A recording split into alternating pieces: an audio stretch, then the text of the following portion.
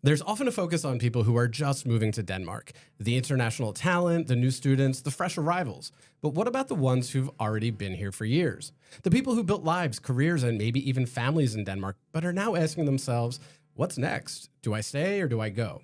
In this episode, we're talking with Dan Rosenberg from Copenhagen Capacity about the latest expat survey and what that reveals about these long-term internationals, why some people are thriving and others are starting to look elsewhere. Hey, everybody, you're listening to What Are You Doing in Denmark, the podcast that helps you make Denmark make sense. My name is Derek Hartman, and as mentioned, we are here with Dan Rosenberg. Welcome, Dan. Thank you so much, Derek. Yeah, thanks for joining us. I'm excited to have this conversation, and So happy to. Yeah, and I know you've spent a lot of time this year talking about the expat survey and explaining some of the discoveries that have come out of the survey that you launched earlier this year. But for listeners who may not know about it, can you sort of explain a little bit about, first what you do at Copenhagen Capacity and then the survey, how that came to be? Yeah, sure. So I work at an organization called Copenhagen Capacity, and basically we are the branding and marketing organization for the capital region and Region Zealand. And what does that mean? It means that we are out in the big world and making a lot of noise about the opportunities for international companies, investors, but also talents. And we've been doing that for a while now, for 32 years, working with talent attraction just for the past 13 years, because it's such a crucial part of our economy for the growth possibilities for the Danish companies. And hey, we are at a point where we never had that many internationals actually living and working in Denmark as we have right now. So that's the reason behind why we would like to better understand what's the actual motivations of the many internationals who are here. What can make them maybe stay a little bit longer than they had expected themselves. And that's why we initiated this expat survey earlier this spring, which I also have here.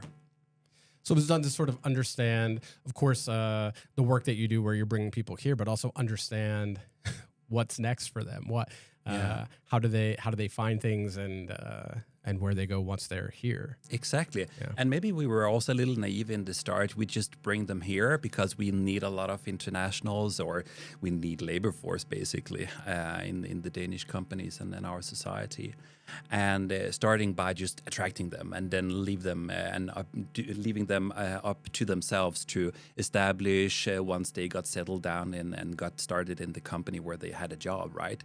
A little naive there, I think. Now we also see the consequences of, we actually see a declining in the number of people staying here as long as previously. Wow. So these are, of course, also some alarming numbers that we've seen recently, that in average, about 50% are still in Denmark after 5 years. And if you compare that, before it was 55% who were still in Denmark after 5 years. So that's an alarming trend also, just looking at the statistics. So that's the reason why we actually wanted to ask the target group themselves. And what do they think? What's their opinion on this?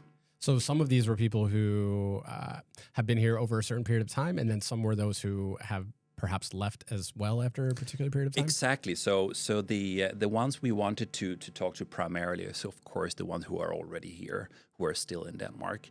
Though, however, there was a small percentage who had already left Denmark, and of course that was also interesting to actually ask the ones who realized that Denmark wasn't for them, and what made them actually move out of the country. But the main focus was to engage with the ones who are still here. Sure. So, and of course, in an effort to understand and how to support them a little bit better, I assume? Exactly. And we had some ideas, of course, what is important for the internationals. It is, of course, something about job and career. That's obviously one of the main factors for relocating here, or studies. It can be as well. But to put it, to get some more hard facts and numbers on how important are these things, also compared to the more social and softer dimensions of a life in Denmark, it was something that we didn't really have any hard facts on. So that was also a reason behind actually doing this survey. Wow. And were there any findings that surprised you when you looked at long-term expats, sort of their level of satisfaction or their engagement? And maybe is there anything that you feel could be contributing to that decline in people staying here? I think was what really you can say manifested what we already had an idea about was how important job is for internationals to wanting to stay here long term. It turns out that actually 92% of the respondents in the survey are actually quite satisfied and are planning either to be here longer than they anticipated or as long as they anticipated. So we have the smaller proportion, what is that, 8%, that are actually actively looking to relocate, to move out of Denmark for various reasons. So if you look across all these different respondents, what is a common thing is that they either have a job, which makes them stay, or in the case with the ones who are actively looking to relocate or move out of Denmark, is because they probably have a hard time to find a job or to shift between jobs. So I think that was maybe not a lot of news in a way, but it really manifested what we already had some presumed here. What is important? It's job and career. Sure. Yeah, this is a difficult country to stay in if you don't have a job, of course. Yes, exactly. And I think even for those who are coming from, obviously those who are coming from outside of the EU or the Nordic countries would have almost a difficult time legally staying here if they don't have a job. Yeah. But the other side sometimes can be finding a job for their spouse or their children's future, whether it's coming up to their time to study. And how are they going to do that in Denmark if they're not originally from here? Exactly, and now you trickle down, on the other factors that also turn out to be equally important. But again, number one is job and career. But if you look at the ones who are actually the happy residents, what we call them, there's some 40% who are planning to be here longer than expected. On the second place among the factors that was important influencing their decision to stay here a long time is that their family is in a good position. Their children are thriving. They are going to maybe an international school. They maybe go to a local Danish school. But basically, the rest of the family are happy, and that's, you just pointed out, equally important here. Beside having the job, right? Sure. I know there's, obviously there's so much that a company can do once somebody gets here. Yeah. And even at that point, they can do everything to retain that person in the company, but retaining them in the country can be difficult because this is not an easy economy to exist in with just one income, especially for a larger family. Yeah. So was that some of what you found in the survey? Yeah, I think so. It's a good point because to what extent also does the employer has responsibility for the long term well-being or retention of the internationals. They can do so much in terms of having a good onboarding process.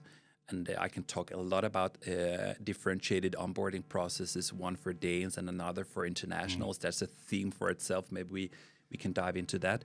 Yeah. But also in the longer run, of course, also acknowledging that we have, people who are new to the Danish society. They're not only new to our company and our culture and how it works here, where's the coffee machine and where do I get my computer? It's also about an introduction to the life in Denmark. So there is, of course, some responsibility for the companies, but they can only go that far. Of course, it goes with limitations that they cannot answer endlessly questions about tax schemes and how about school for my kids, and now I need to go to the dentist. How does that work?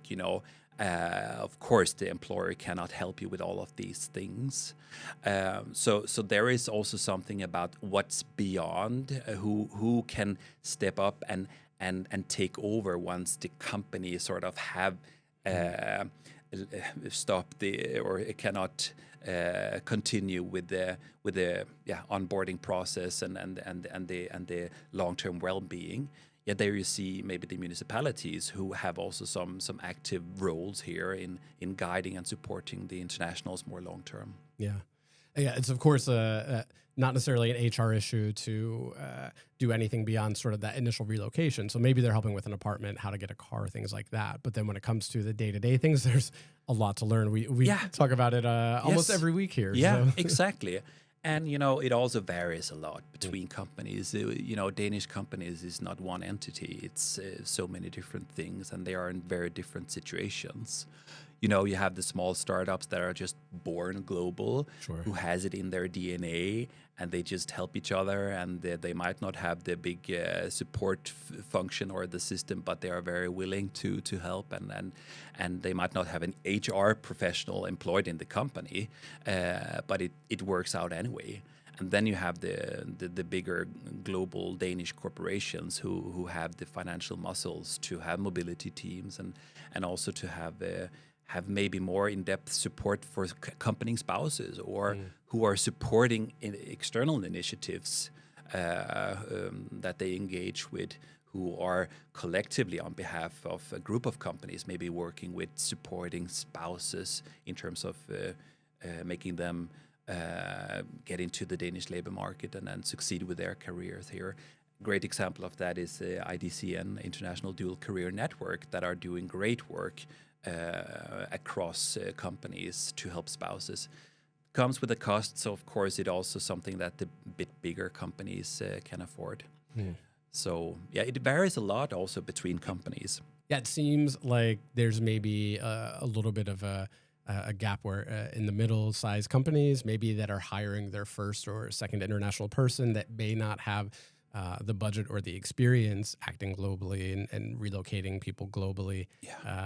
That may be a problem. Whereas I think it's interesting you mentioned the startup community as well. Of course, that's big here in Denmark, in the capital, and just around the Nordics in general, where they may have more of an all-hands-on-deck approach to everything, where everybody wears these different hats and, they're maybe more willing to jump in and help somebody. They sort of have that outward-looking position from the beginning if they're a startup. So, so would you say that that's sort of those size companies maybe need the most? Yeah, I think so, and I also I don't want it to become too technical or just boring statistics, but I actually really like to dive into these company structures.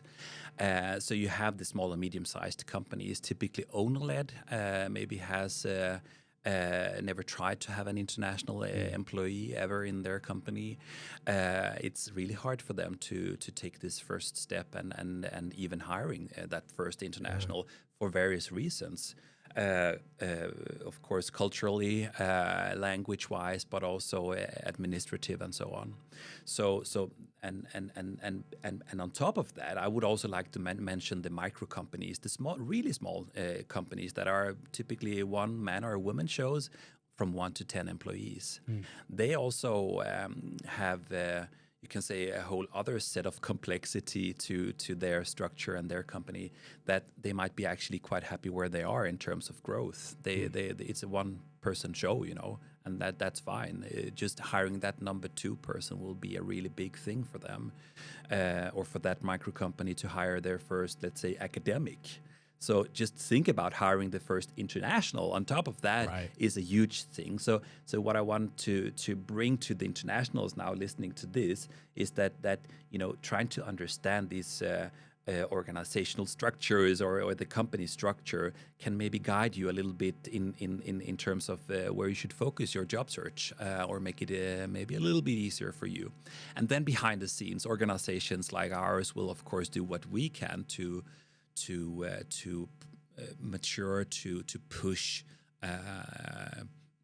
whether it's the micro companies or the small and medium-sized companies to consider how they will actually be able to grow in the future.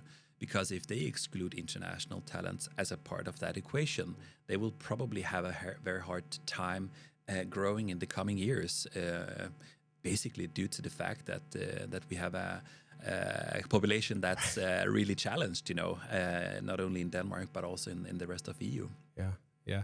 The declining population, birth rate, and younger people compared to the ones that are leaving the job market, that's retiring, and many factors here affecting. Yeah, I mean, it's already retiring later and things like that can't be the only solution at some point. Immigration is a part of that. But that also leads to this idea of integration being perhaps a stumbling block in some cases. From the results, how integrated do these expats feel after several years in Denmark? So those that have been here in your classification for a longer time or an established amount of time, do they feel more at home with time, or do they still sort of feel left out or like outsiders?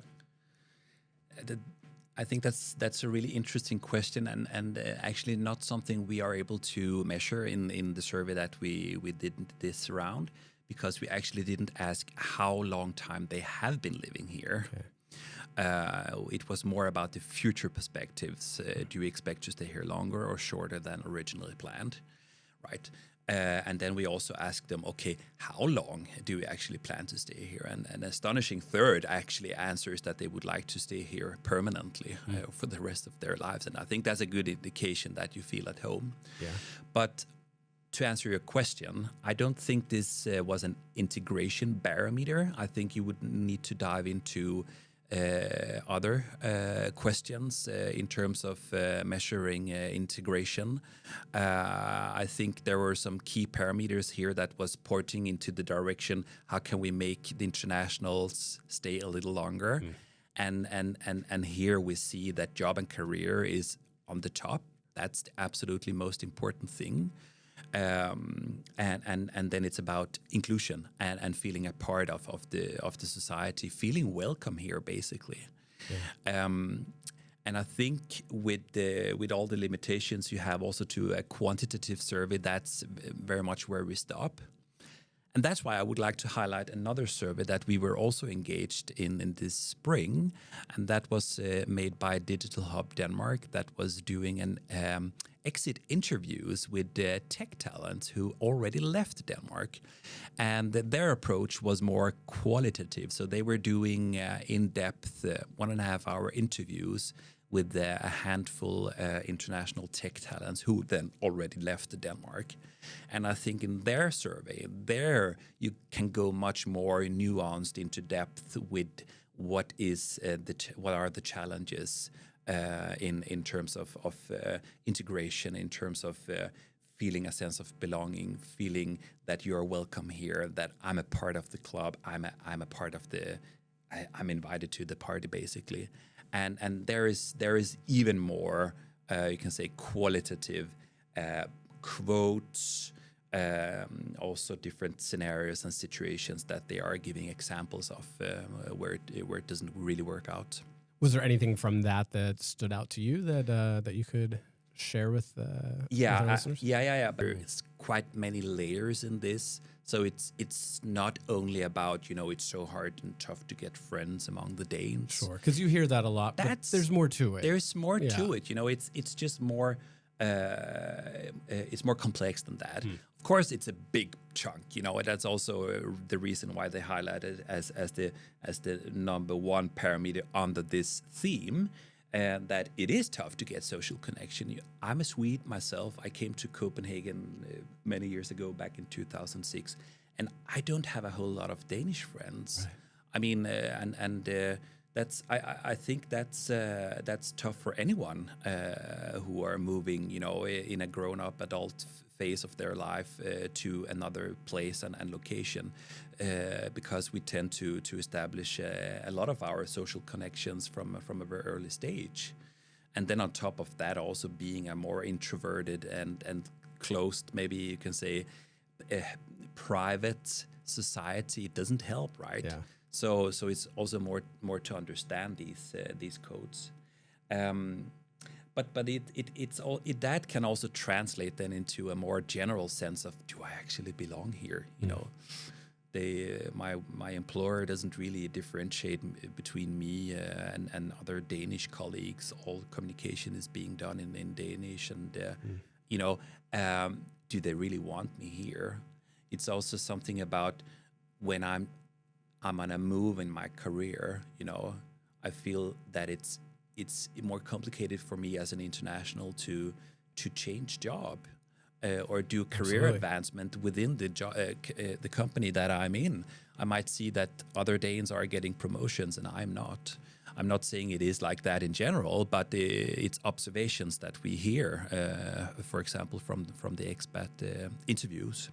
Sure, we see a lot where you may look at a company and they have a large international labor, their labor is made up of internationals. However, their leadership is almost all Danish, or exactly, almost all Danish men, to be specific. Yeah. So there could be maybe a gap there as far as exactly. A limited career path if you are staying. Yeah, and I might jump a little bit, but you go into the municipality webpage and the front page or the very specific section in English. Yeah, that's one page, and everything underneath that, the more specific information is Danish, and you need to Google Translate everything. You know, it creates a sense of yeah, I know they say they need us, they want us here, they offered me the job here, but do they really want me long term? Yeah. And then it's something about what they call unspoken cultural norms, because there is so much things that you can teach and tell and read up on beforehand, but I mean we have the flat hierarchies in Denmark. And that's we are so used to that, but it doesn't necessarily mean that there is no leader. You could just not see the leader, Absolutely. you know. And that's really tough to navigate in that situation. If you feel that it's all equal and flat, but there is still someone behind the scenes. It's like an making invisible decisions. It's invisible. Yeah. So how to navigate in that?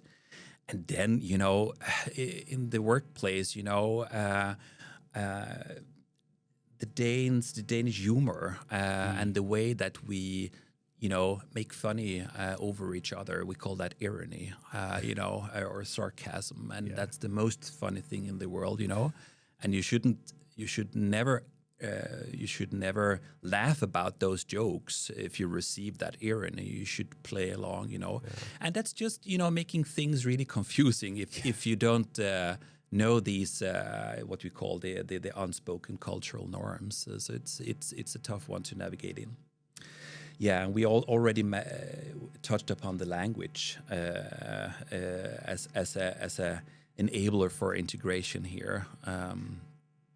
I hear a lot of different opinions about language. Actually, one is that you never need to learn Danish when you move to Denmark, because everybody speaks so well English, and it's all communication is in English. And I mean, along way the road, that's a fact. It also depends a lot of which industry that you're in. I mean, are you working in the tech industry? It's everything communicated in English. Yeah, it's no problem. But there are many other sectors that haven't reached that level of English proficiency or decision made that everything should be done in English. So actually neglecting or being that provocative and saying, I don't need to learn Danish, I think that's a little bit of mistake. I think it's a good thing to learn already from the start some basic Danish vocabulary. It shows an interest. It shows that you're committed. And a little bit of respect, I think. A little respect. And then I fully see that it's a tough language to learn to fluency. Yeah, but that was it was showing the complexity to this whole theme, socially and culturally disconnected. And then the last thing that maybe we have a role in Copenhagen Capacity, we work a lot with the campaigns and attracting internationals and branding and making sure that more internationals out in the world get to think about Denmark as a place to come to live and work. That we don't overpromise, that we don't oversell, because we have been quite bragging about the happiness index and So once you arrive here and expect everything to be, perfect and happy and everybody's laughing all the time, and that's not the reality. Like today, rainful, autumn day,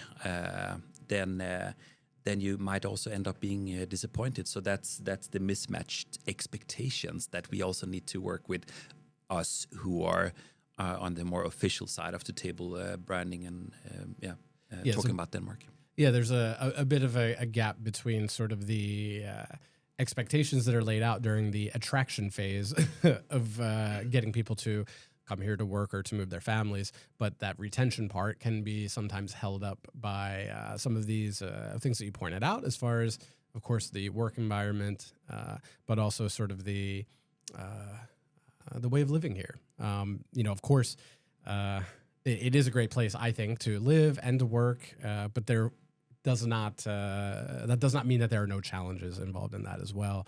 And of course, that's not necessarily what's going to be focused on from the PR level of different organizations. I mean, we tried to tweak it a little bit earlier this year when we launched the Life Quality Insurance campaign. And that was kind of a quirky, back to the Danish humor, right? But we were actually promising that if you come here to Greater Copenhagen, and after a year that you're still not satisfied, we will actually pay your flight ticket home. Has anybody taken you? We haven't reached that year yet, okay. So let's see, we'll see how many claims we get for this insurance policy. But I think it was a little brave, statement. However, we got so much publicity, PR from this because we are actually quite, aware that also our service shows that 92% are actually more or less happy to be here, as long as they have a job. Yeah. And they feel that it's meaningful from a social perspective, and the kids are happy. Yeah. Then they will stay, right? And if not, we will pay their flight ticket. And then there's also all the disclaimers and the small text, and we cannot do it endlessly for thousands of people. But I think it was an interesting approach to this, keeping the balance of not overselling, but still being bold. Yeah, I think with that publicity, I think you. I saw you at an appearance earlier in the spring, a little bit after the survey came out, catching some heat, I would say, from the internationals in the audience. Yeah. One thing that they were pointing out, and I don't think it was fair that it was directed at you per se, but was pointing out that why are you attracting more people to move here when my spouse can't find a job or things like that. Yeah. And of course, that's not your specialization as an organization. What do you think others could do, whether that's at the state level or the local government? Of course, we have elections coming up, so that's interesting. But what support should be in place? Or if you could pass those concerns on to policymakers, what changes would you want to see in that regard to make it easier? I think it is our problem, and I think it's our collective problem that we attracted families who typically come with 2 plus some kids, 1 or more, right? And what was important for us was that at the start of this year, we actually lacked numbers and figures on what's the situation for the accompanying spouses that are coming here. Now, we got that from Danish industry. They launched a report earlier this year showing that there is around 20,000 accompanying spouses in Denmark out of the 340,000 full-time employees that we have in Denmark. So keep that in mind, that it's a relatively small proportion. However, they are there and they come with a +1, right? So there is a risk of basically losing not 20,000, but 40,000, right? If they fail to be happy, get a job and stay long-term. What they also showed in the report was that 43% are unemployed among the accompanying spouses. And that's a lot. It's really too high of a number. I see that some of them are voluntarily unemployed because they have the financial situation that can handle this. But there is, my guess is that there is a big proportion of them that are voluntarily unemployed. Right. So it's a huge risk here that we lose a lot of specialists, highly educated people, but also people working in the service sector. And, it's all over these days that we see the internationals working, and that we risk losing them if we don't do anything. I would like to maybe highlight a couple of initiatives here. Once again, IDCN, International Dual Career Network, they're doing a great work. Trying to coordinate across companies where they commit to help. Novo Nordisk was just one example. They are part of this. They say we commit to this, and their company spouses might not guarantee them a job in Novo Nordisk, but maybe in one of the other partner organization in this network, right? And the other example I would also like to highlight is the career programs that are being organized by International House Copenhagen, Sure. that are especially tailored for accompanying spouses, to give them the knowledge about how to succeed with their job search in Denmark. They come without a network, so it's about giving them access to networks, giving them knowledge about how you can build your own network in Denmark. It's also something about giving them knowledge about the Danish work culture and talking about these unspoken cultural norms, so they don't fail in an application process or in a job interview or so on. And then, lastly, connect them with companies. Making sure that they meet some companies that are actually hiring here now and that are open for internationals. So I think that that works, and the numbers says that we need to do more here to support the accompanying spouses. Yeah, it's a tough position to be in, and a group that sometimes gets overlooked and has still a lot to offer to Denmark, and of course, holding down the family while they're here sometimes in some cases too. Exactly. So, well, I think that's a lot of help, and we'll put the resources for the ICDN. Is that correct? Yeah. Yeah, we'll put the ICDN resources information in the show notes and description, as well as other information about Copenhagen Capacity and the work that you're doing there. And anything else that you think we should share with our audience, we'll make sure we have in the show notes and description. But Dan, thanks so much for your time today and filling us in on the survey and what you've learned from it. I've definitely learned a lot too. And thanks a lot. Thanks for having me. And thank you all for listening and watching. Hi.